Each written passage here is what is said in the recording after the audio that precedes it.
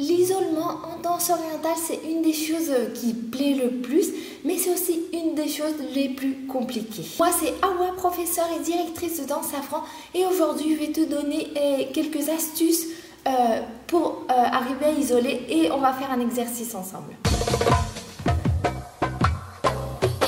Je fais cette vidéo grâce à une question d'une safranette, donc si toi aussi tu as quelque chose où tu as un peu plus de mal ou quelques questions à me poser, là où quelque chose où je peux t'aider, tu peux me laisser ta question, je te laisse ici en bas le lien de notre boîte à suggestions. Et je lis toujours vos commentaires, donc tu peux laisser ta question.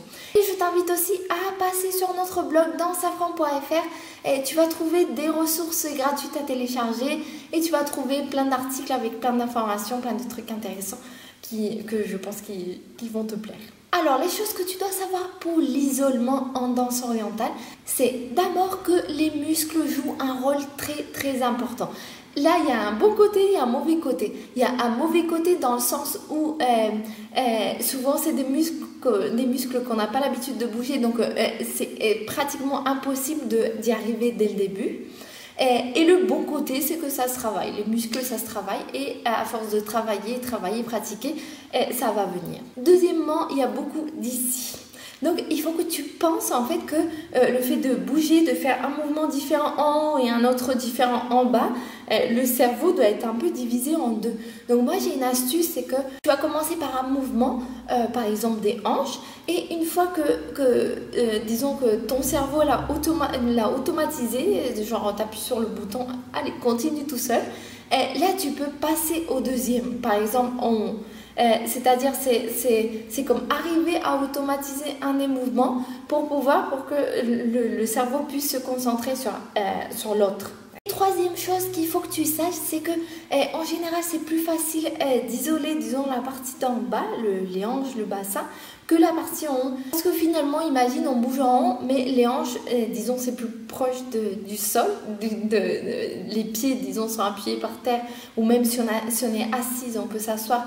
Du coup, on bloque plus facilement les hanches que toute la partie en haut. Je t'avais fait une vidéo dans laquelle je t'expliquais comment isoler les bras quand on fait vibration d'épaule, tremblement épaule, etc. Je te la laisse par ici si jamais tu l'as pas vue. En général, c'est plus facile d'isoler les hanches que tout le haut du corps. Donc aujourd'hui, Safranette, on va faire ensemble un petit exercice. On va justement isoler la partie en bas. C'est très très très important que tu sois bien, que tu aies les bassins bien contractés, que tu aies beaucoup de force aux abdominaux.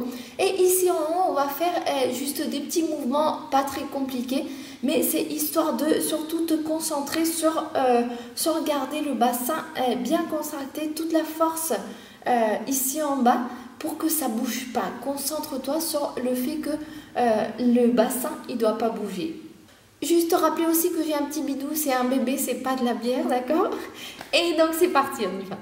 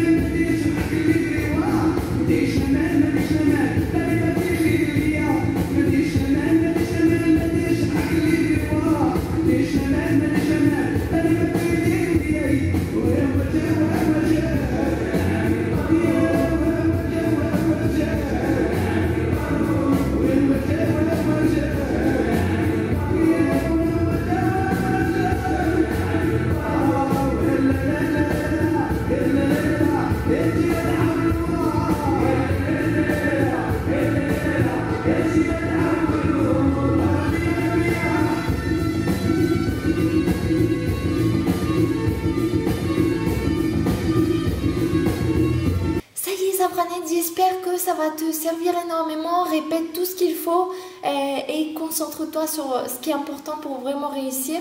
J'espère que ça va vraiment t'aider.